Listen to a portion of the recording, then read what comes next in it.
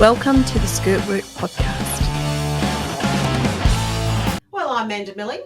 And I'm Lisa Johnson. And welcome to SkirtWork. And Lisa, I think today we're going to have a chat about holidays or vacations for our American friends. Well, it's getting to the time of the year in the Southern Hemisphere where we all start to feel the holiday vibe. So no sympathy for those people in the Northern Hemisphere that are now starting to rug up. We're just coming out of that. But here in Australia, we find that we call it the silly season, sort of starts after, in Australia, it's Melbourne Cup Day, we've always said, it's always the first Tuesday in November. And this year, obviously, there's a big election in the Northern Hemisphere happening on and around the same day. So we find that that's the run-up to Christmas. And Christmas being very hot in Australia, we do not have snow.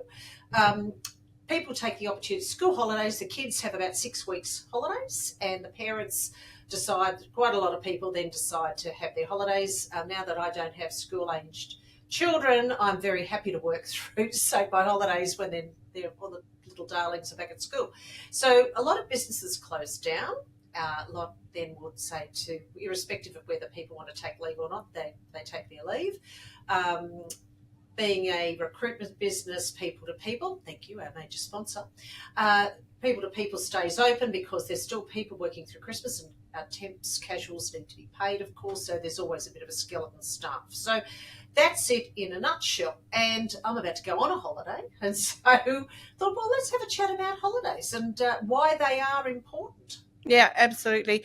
And they are important. And I think what's interesting to me is the number of people who don't take holidays, and they seem to, I guess they feel that they can't, or that it's a bad idea, and just wondering your thoughts on that. Well, I think a holiday doesn't have to be you're getting on a plane or a train or driving anywhere. Staycation, particularly when we were all locked down, nobody had any choice, and there's something really lovely about, if you like, being a tourist in your own city. I really enjoy that. But where people really do need to have a holiday, and not only is it just to recharge the batteries, and if you're fortunate enough, you might get on a plane and go and have a look at another country or whatever, or get away from the routine. But it's important for a few different, you need to recharge, you need to be clear. The business that you work in, your organisation, irrespective of what it is, should be able to support your absence, meaning that there's always somebody that can, even if a few people get allocated your jobs, is what you and I have done over the years. You might say, well, can you look after this or look after that, so that you can't be contacted on holidays. Look, there's sometimes emergencies where that does occur, and it could be possibly a business critical, maybe, but really that work should be dispersed amongst colleagues. And holidays are a planned absence. It's not like, God forbid, sick leave. It can be unplanned, and people can be ill and gone for quite a while. I would also put parental leave in planned leave, because you're planning ahead with when the bub's going to be born. So I also think not only from that mental well-being, holistic, and that's tick, tick, tick, tick, tick, you need to recharge the batteries. But on the other side of it, if I can put my compliance hat on, being a company secretary, is that it's a very good internal control that people do see other people's jobs. Now, obviously, there's highly confidential things and whatever, but that would be allocated to somebody that would have oversight of that, of course. So somebody that doesn't take a holiday for a very long period of time, that can be seen as a compliance internal control risk, because unfortunately, and on, yes, rare occasions, people that have oversight of different, and that's why you also have to separate people's functions. So the person, if you like, has got the capability to spend revenue isn't the one that actually hits the final button. It has to be separation of duties, but that's a whole other subject. But so that not only people understand what you do so they can assist when you're not there, that's really important, but also that there's nothing nefarious or underhanded or, God forbid, fraudulent is going on. And then taking it another step from the accounting perspective, here in Australia we have to accrue in our balance sheets everyone's leave, and that is costed at the current salary rate that person is earning. So you may start at a business at $50,000 a year and you've been with the business for a really long period of time. Well done you. And then you might now be on $100,000 a year, for example. Well, when that leave gets paid out, it's whatever you are currently. So that can be quite a large liability under provisions for leave in a company's balance sheet that they're having to carry. Now, also, you and I know of businesses that actually has a policy that says if you accrue 30 days, you can't accrue, more than 30 days. So once you get to 30 days, you've got to start taking some leave. And in Australia, Manda, are people allowed to cash out their leave? They are. Yes, so it's up to, I think, a couple of weeks. You pay tax on that. It's like anything. But people that have accrued a lot of leave could find that quite, particularly, as we all know, there's been some cost of living challenges for people around the world. That has proven to be quite popular if you have accrued quite a bit.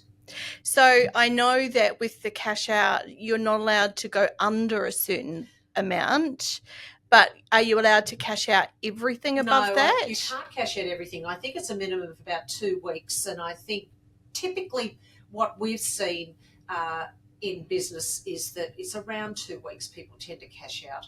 Because, look, people wanting holidays. Yeah. And the other thing, too, is that they would really need to have, a fair amount of leave to be able to want to do that, so that they leave themselves some leave that they can use. Yeah. Because it's always good to have a little bit up your sleeve, because obviously you don't pay out sick leave. So when someone leaves their organisation here in Australia, you get paid out your accrued annual leave, not your sick leave. So that remains, that just stays, that disappears, that goes. But, look, I've been with my employer for a very long period of time, and I've accrued a lot of, and you have too, a lot of sick leave. Now, I quite like knowing that that's there, so that I have had to use it when I had some surgery many years ago. I had a very sick child many years ago, and that was all used up. And then what happens normally is that's used up, and then people then going into their annual leave, so they're still getting paid. So it's nice to have that. But if I, obviously I don't take it with me when I leave my employer. That just stays, disappears into the ether when my employment finishes. And I think there's another thing that here in Australia, Manda, that a lot of people are not aware of, which is if you do take annual leave and you become ill, you are allowed to ask your employer to transfer those days to sick leave. That's exactly right. And I think another point in making is when you are on annual leave, you are still accruing annual leave. Mm-hmm. And if you are on sick leave, you are still accruing annual leave and sick leave, because you're still an employee. Where it gets a little bit tricky is when people want to take leave without pay. And I always advise against that. Look, obviously it's extraordinary circumstances. It shouldn't just be seen as another form of leave, and it's not a statutory requirement of organisations in Australia. It's very much up to the individual organisation if they wish to do that. But the thing is that it's like a suspension of your employment. Mm. So you're not accruing annual leave, you're not accruing sick leave. You are, if you like, just suspended, and that's about it. When you're on annual leave in Australia we have 20 annual leave days a year, and that means that's 1.6 days a month.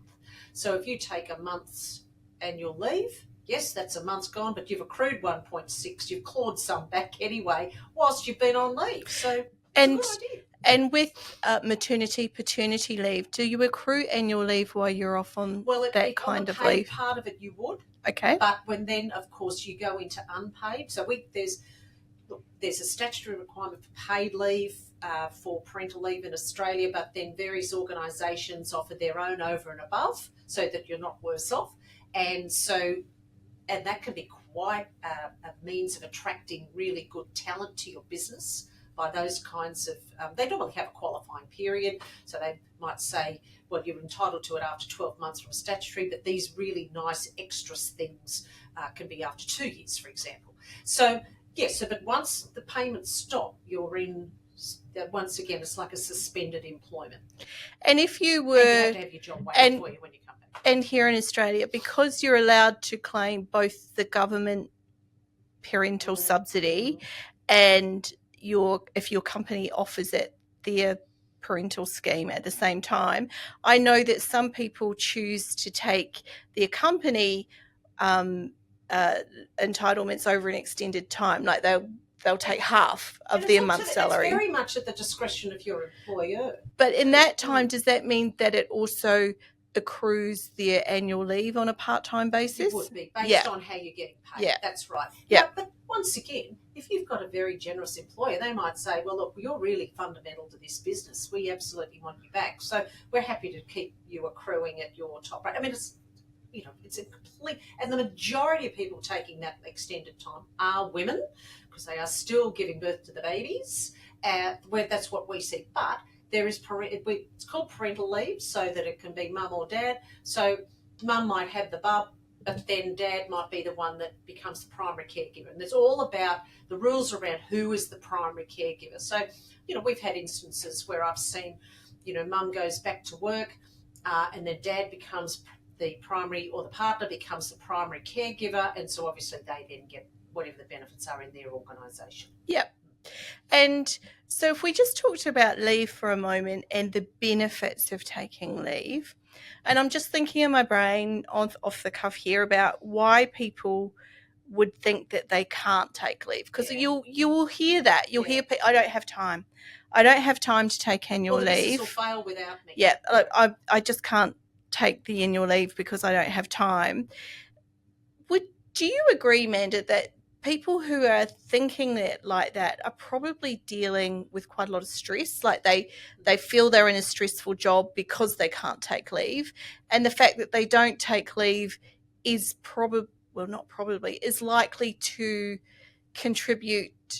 will have a negative effect on their well-being. And in fact, these are the people who should be taking leave. And look, in my experience, and you'd agree with this, that I've seen lots of different reasons. So sometimes it could be their manager / boss that says, oh, I really can't do without you. What am I going to do with it? Well, that's not actually your problem. They need to have some form of succession plan.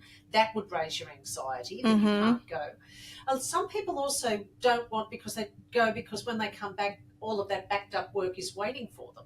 Now, once again, that goes into planning. So if you're planning on, a month on leave, or most people take a couple of weeks, 2 to 3 weeks on average, but say you're taking, well, there needs to be plans in place that your day-to-day can be looked after. Now, there will always be some specific stuff that's not urgent that may be waiting for you when you come back. But, a lot of business critical stuff is not, if I piled up on your desk, figuratively speaking, waiting for you. So sometimes they don't want to take leave because I just have to do twice the work when I come back. Then it can be at the front end of it. Oh, I don't want to go on holidays because I've got to do twice the work to actually get it all done up to date to go on holidays. Particularly some organisations are short-staffed, so there's a sense of obligation to the employer, particularly the other side of it. If you're in a market that's a very job-type market, job numbers are down, there aren't many vacancies, you don't really want to put your employer, or you may perceive your employer out because you don't want to risk your job. God forbid if you take a holiday and it risks your job, that'd be terrible. But so they have a sense of obligation. Then on the other side of it, some people just don't take holidays. And I don't know whether it's, because, look, believe you me, anyone that has, they don't think it's called irreplaceable syndrome. Everyone's replaceable. Everyone is replaceable. Even you and me, Lisa. Amazing as that is. They can try. Yeah. Actually, I'm completely replaceable. Lisa probably is absolutely not. But Lisa still manages to have holidays. But also, I think that maybe in some cases they think, to have a holiday you need to be jumping on a plane and doing something else. Now, there's plenty of things, if you don't want to, it's got nothing to do with that. Sometimes it is taking you out of your normal day-to-day routine. So, we absolutely, particularly when our son was little, God, as I always say, going on a plane with a child is a relocation. It is not a holiday, or in a car. But we had staycations and we would view the city, things that you would never really do week to week, whether it's an art gallery, a day trip or whatever, but there's always taking you out of that routine. not having to get up at racing to get everyone organised, racing out the door, racing to get on the train or the bus and then doing it all over the next day, racing then home, picking the child, feeding, and then collapsing, and then you're doing it all over again. So, but just being able to do something, even a week, can be great. But I would always encourage people for lots of different reasons, but I think when those days are really accruing, managers should absolutely be saying to their team, your leave is really getting high. And if you don't have a specific policy in place, you say, look, you need to take a few weeks off because this is getting very high. I don't have anything. Well, look, I would really encourage you. I understand, even with cashing out, it's still not the ideal. Yeah. Because they're still in the job, they're still in the routine. And boy, it's a bit like when I do my Wordle every morning. I'm absolutely stuck, and I walk away and I go and do a few different things, and I come back and bang, I've got it straight away. Well, that's a very micro level of how a holiday is. You go back and you can just, if you can't remember your passwords when you come back to the office, you've had a really good holiday. I've always been jealous of those women that can afford to take a break, a week maybe, away from their family. Like they have an agreement with the partner that the partner's in charge of the kids for this week, and then, the woman's, she's off, she's taken a book and she's gone somewhere and she's just not heard the word mum for a week. She's not had to cook dinner. She hasn't had to... Where are my socks? Yeah. Are they in the washing machine? Honestly, where's the school shirt? Look, I'm going to be completely sexist here, but my God, man look is a real thing. And I'm sitting down, once at night I've sat down, I really don't like getting up again. Yes, I'm a martyr, I know that. And where is the such and such? And everything I try to put, it's in the cupboard. Where? Top right-hand shelf. Where? Right in front of you. Where? It drives me insane. There, I've said it now. I've got the where's the school shirt, and you walk in and you go, Lord, it's here. Oh, I didn't see it. Yeah, it was just there. Right. Okay. So the other thing, self-righteous indignation over. So I've always been jealous of women who've had that luxury, and on the flip side, I've always, there was a long period where I was a single mum, and I had to plan my holidays around school holidays. And you know what? You don't get enough holidays to actually cover school holidays. Yeah. So there has to be always this balance of paid vacation care and taking care of. But I look back now, and it wasn't much of a holiday because you've got bored kids under your feet, and that's the worst about the 6-week Christmas holidays. But there was joy in being able to do the simple things like, I'm going to get all the washing done on a Tuesday. That's nice. Exactly. And, or going if you do have to go to the shops on a day that isn't a weekend. See, I work part-time now, and Mondays is my day. I just love it because I can go to the park, I can do my stuff, and no one's there to bother me. Yeah. But also on the flip side of that, I'm very conscious of I'm not getting under the feet of people that are working Monday to Friday or whatever full-time, whatever the full-time load is, and that they have a very small window to do this stuff. And I think, right, I'll go on a day when I know that I won't be under their feet. So, because I always thought when I was working full-time, I thought I will never go to the shops at lunchtime through the week where I'm really having to stand behind people that I knew would have had all day to do this stuff. More self-righteous indignation. And I was also just thinking, my partner works for a small business, and the business owners, they work so hard. Like the man never stops. The man never stops. And it's a source of frustration for his wife because he'll get up on a Saturday morning and they're getting the kids ready for sport, but he'll be distracted because their workplace is in the home. And so it's very easy for him to distract himself by going and turning on a computer and starting to set some stuff up to get ahead for the week. And then his wife will turn around and go, the kids still aren't dressed, mate. Like, what's going on? But also how hard it is for them to take holidays. Yes. However, they do. they're very committed, and it's about that closing down over Christmas, and it's very much an Australian thing, and New Zealand as well, that the reason why other businesses can go to skeleton staff is because their customers, everybody's on holiday.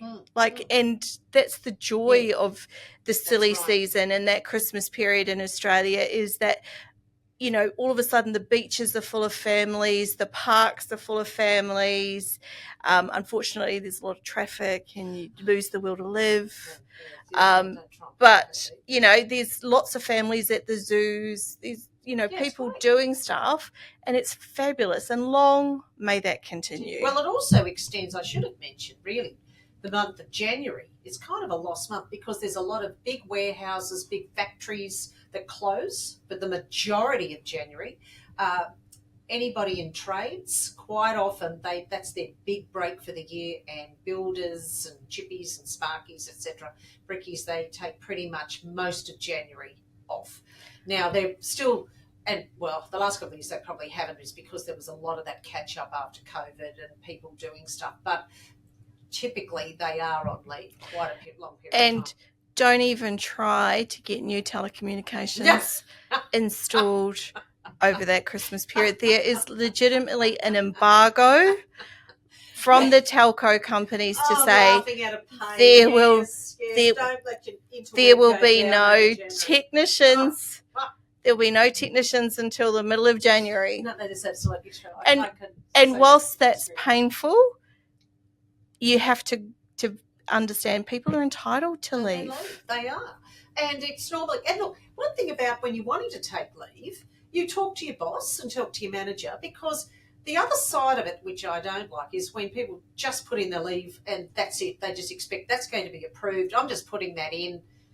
Well, if you're in a team, and a lot of us work in teams, you actually need to go to the manager and they need to check their leave calendar to say, right, well, Lisa's going to be away this week. I can't have you the same week as Lisa because one will look after each other's desks or whatever the case might be. So I don't like that. So I always try to make it, I do make a point of saying, look, I'm thinking of taking this leave. How's that sit with what you're doing? And our, and the, so, yep, that works out well. But I do actually make myself available when I'm on leave, if it's a bit extended period of time, purely because sometimes some things can come up. I don't have a problem with it.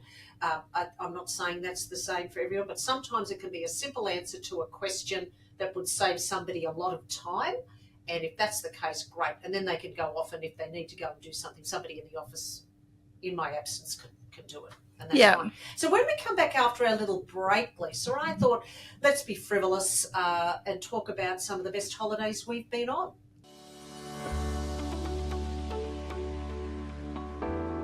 At P2P, you will have a tailored consultant that has an expert knowledge in a particular industry. We have great technology in place.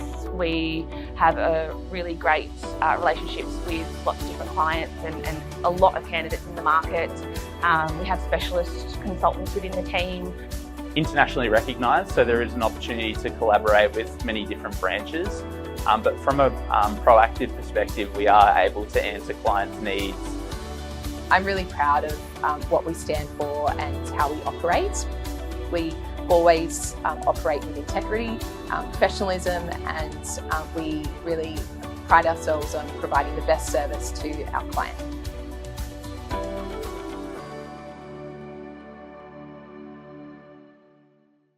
And we're back. Well, I'm going to be very self-indulgent here, Lisa, because I'm about to go on a holiday and I'm really pleased about that. But, as we were saying in the break, that some of the best holidays, so look, I am getting on a plane and I am going overseas and going to the Baltic regions, and that's really exciting, the whole thing. But I want to make it clear that all people ask me, when I come back from a holiday, did you have a good holiday? And I will say, all holidays are good. All holidays are good.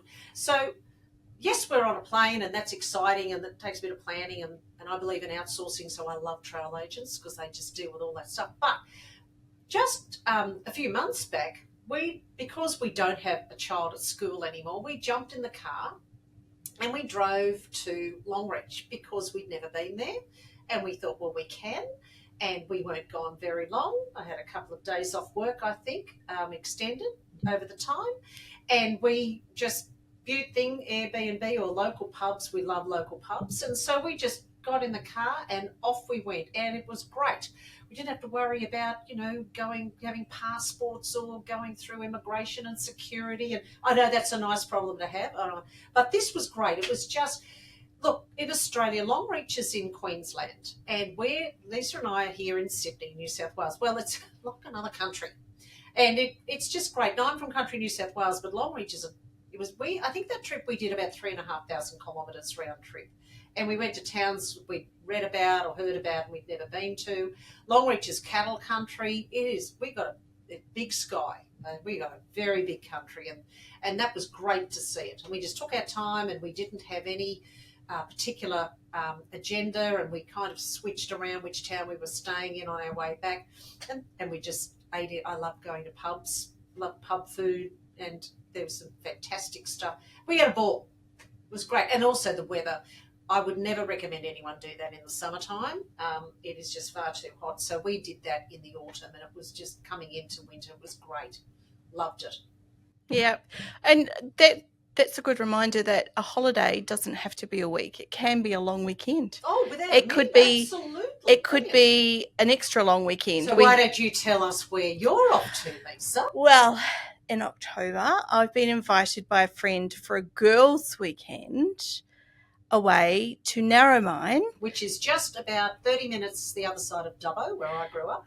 To go to the Dolly Parton Festival. Fantastic. I didn't even know they had one. That's fantastic. So I'm super excited. Fabulous woman. I asked ChatGPT what I should wear, and can I just say, please don't ask AI what to wear. Don't do it. But it'll be getting warmer, but it'll be really good spring weather. Yeah, it'll be warmer lovely. Than Sydney, but a bit spring. And for me, it's an opportunity to see more of country New South Wales. So in April, we both went to a wedding in country New South Wales, and again, wedding of the year. And again, I took a couple of days extra side of it to have an extended break. And there's something for me about driving over the Blue Mountains when you come down the other side and you go through Lithgow and there's all that open sky. It's like I can breathe again. You can just feel things lifting from your shoulders. And I'm always in love with it. I'm just passionately in love with it. And if they had state-of-the-art hospitals and lots of medical centres, then I would move. But I just love going, just that little bit further over the mountains. It's glorious. One of my favourite holidays happened it was also one of the hardest holidays. It happened in 2011, and I was still married. And my ex-husband wanted to do a marathon in New Zealand. Mm-hmm. And so we went back I think we were gone for 3 weeks or maybe, 2.5 weeks. And so we went to Westport where I grew up so he could do the Buller Marathon. That was good. We saw family. It was lovely. And then we travelled down the West Coast. Now, I grew up there, but I'd never been to Franz Josef. Yeah. I'd never driven the Haast Pass. I'd never seen Lake Tianau. I'd never been to Queenstown. I grew up there. Yes. And I was in Queenstown in the summertime. Yeah. And Lake Wakatipu is freezing in the summertime. I'm just going to put it out there. It's 7 degrees. It's dead set freezing. And my big kids were little kids. And there was this bar, like this little cafe bar that was right on the edge of the lake, and you could sit in like an Aran deck chair on the beachfront. It was not a beach, it was lakefront, with a glass of chilled New Zealand Sauvignon Blanc while your kids did organised drowning in the 7-degree water. And it's always stuck with me how glorious that moment was. It's a simple thing, isn't it? Just the beautiful, the mountains, the air. And New Zealand is the most stunning country. It was just fabulous. Stunning. It was so beautiful. And you know, it's always good to catch up with family, but for me, it was seeing parts of New Zealand I'd never seen before. And then we got to Christchurch and the earthquake happened, and I was so terrified that I yes, I remember. We were concerned, and then you ended up coming home. We came home. Didn't you? We came home. Yeah. I just was so stressed that that it was not part of the holiday to redo. redo. Remember when it was, that's for sure. But being around Queenstown before that was just amazing. But a lot of my holidays have been around school holidays. And sometimes it's not really a break. It's the fact that you've got to take care of your kids. But even then, it's those little moments that just allow you But to... it's still a removal from your routine. Yes. You know, it's once again that whole get up, get him on rig. Yeah, everyone always running late, racing out the door, then you pick up the kids, racing. So I know with our son, you know, because I think it was such a change because obviously we're at a different stage now that my husband's retired and I'm, well, part-time, semi-retired, as you could say. But, you know, we just don't rush like we used to, that kind of thing. Well, look, I have to say a couple of my outstanding, one in Australia where my husband wanted to go and see the Kimberley. And, look, I'm terrible. And I just didn't even, really? All right, okay. Well, look, like anything where you have no that's one thing. Where you have no expectation, where you've got an expectation you're going to have a great time, never really lives up to what you think. But this was just breathtaking. The scenery up there, the Kimberley's a very, very remote part of Australia in the northwestern tip. It's right up the top of Western Australia. So I'd never been to Darwin. We flew to Darwin. I mean, like you were saying, the parts of Australia we've never seen, and we live here.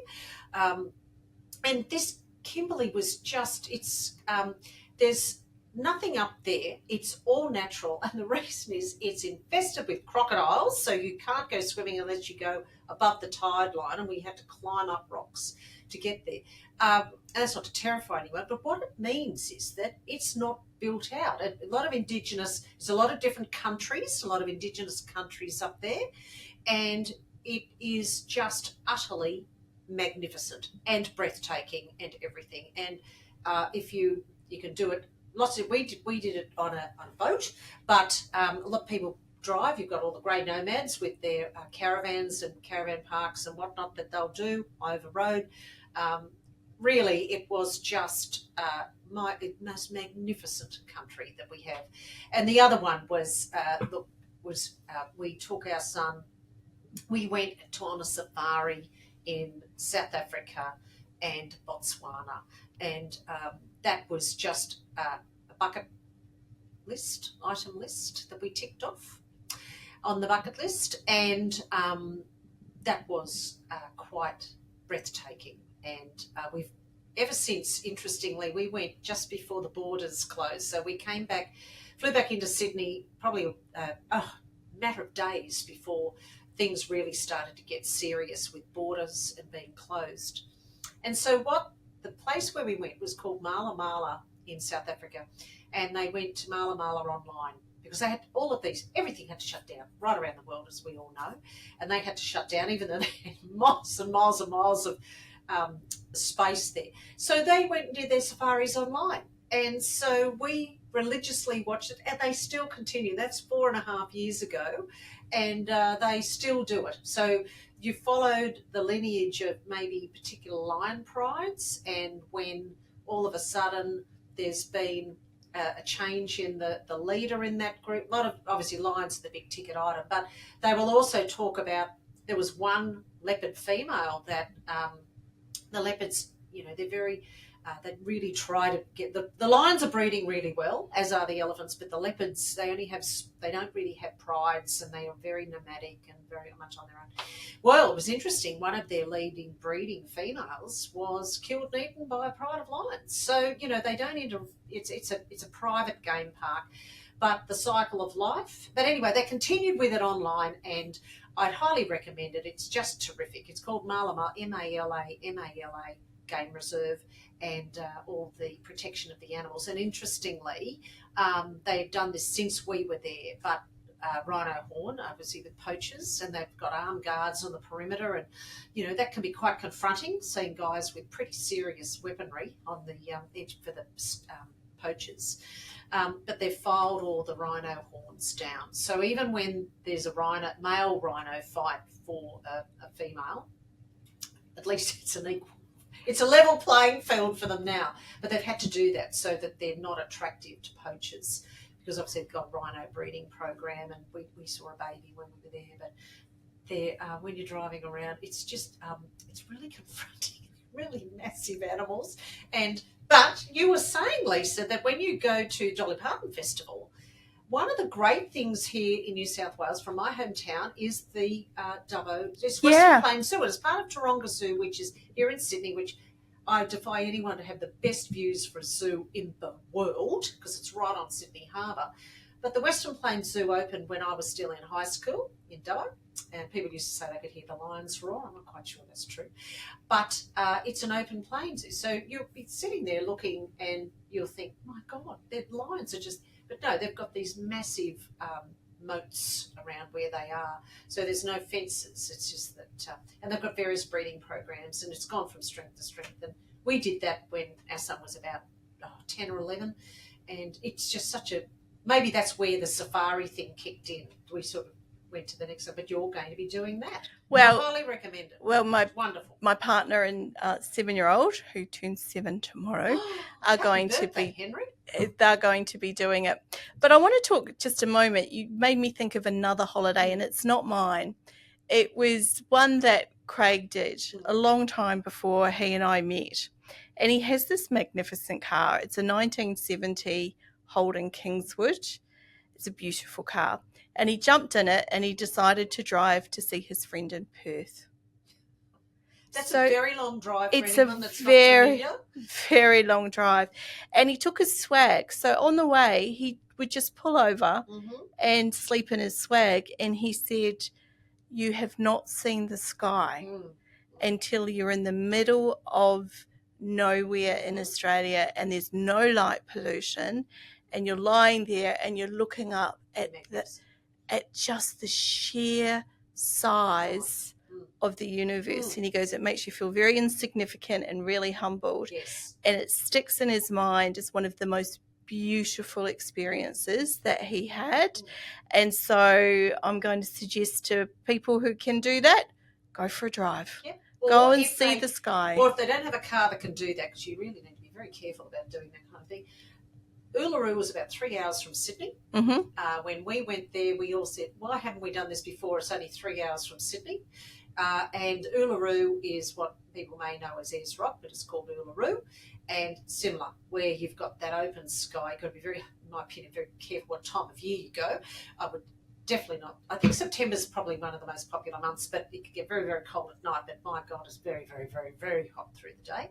But that is magnificent. And if people don't have the means to go and drive, because I remember when we went to Catajuca, it's called, that's what the Olgas used to be known.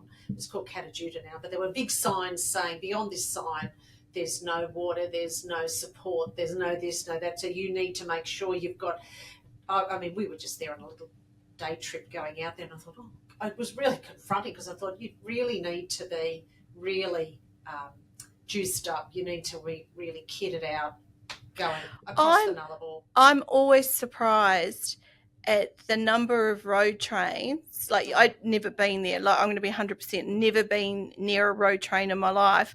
But you see them on the television and the roads are still dirt.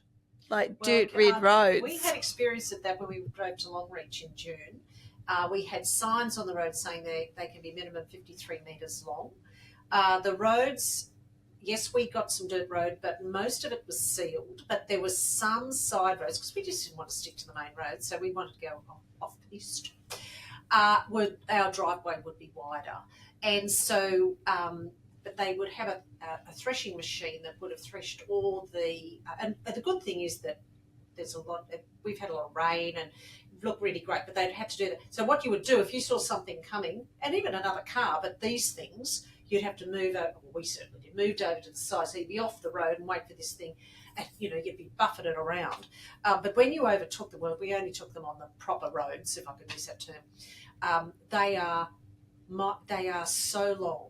And but the beautiful thing about that, you've got a lot of country, and that means you have a lot of straight road, and you do get kilometres of vision, and you can overtake, and quite often they move over a little bit, and they're quite aware, of course, because they're all professional drivers and they know what they're doing. But they are huge. And I've seen them go, their roundabouts. When in Longreach, I remember the roundabout, I took a photo. It was something you would see in London. It was huge, but it's just so these massive transport can get around these. So I found all of that so interesting. And I grew up in the country, but we did not have road trains like that. They tend to be, in fact, interestingly, we only really saw them across the Queensland border. I don't remember seeing them. Once we got over the New South Wales border, they seem to be very much, well, obviously they move a lot of cattle up there, so they're huge. I just think I'm always amused. It always amuses me when Americans look at the size of America versus the size of Australia, because, this is a gross generalisation, but America tends to think it's the biggest, bestest, most wonderful place in the world. And then you sort of go, well, plonk America on top of Australia. Or the continent of Africa, for that matter. And the similar sizes, right? Yeah. But America has something like 350 million people. We've got 27 million people. Yes. And all around the edges, much. And when they can drive between different states really quickly. Yes. And like, it's a running joke here. You can hop in a car in Queensland, drive for 12 hours and you're still in Queensland. Yeah, it's just, and look, as I said, I'm not just a city person. I grew up in the country, but the distances are so vast. So we drove down to Adelaide because we decided we had the time, and I had never been to South Australia. So we jumped in the car and drove to Adelaide. We went down via the Murray to get to Adelaide, and then we came back up the guts of Adelaide and back through Broken Hill. Now, growing up, I probably didn't think, I thought, well, Broken Hill, Dubbo, it's 8 hours from Broken Hill to Dubbo. And there's not a lot in between. I mean, there's all these small towns, sure, but 8 hours. It's just mind-blowing how I think if some people think, well, Dubbo, that would be Broken Hill, wouldn't be too far. It's a bit like when some tourists come to Australia and they know about the Barrier Reef and they know about the Opera House. Well, they're not just down the road from each other. Yeah. Yeah, there's a significant commitment to travel. It takes more than a packed lunch to get between the two. It is a significant distance. I always laugh when I was growing up in Westport and the closest big town was Greymouth. Yes. And that's an hour and a half along the coast road. And it's like, that's a big trip. Yeah. It's a massive trip. Massive trip. But the big trip was over the hill, so across the Southern Alps to Christchurch. And that's a 3 to 4 hour trip depending on your car and your confidence as a driver.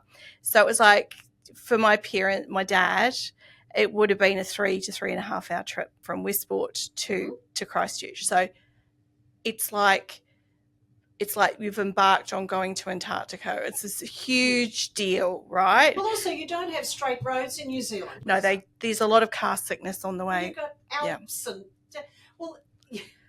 But the timing, and now it takes me, if I come to the work in the city, it takes me over an hour to get from my place to the city, and that's just normal. Yeah. Like, I don't think twice about it. And it's so, even when we went back to New Zealand when Henry was a baby and we were driving from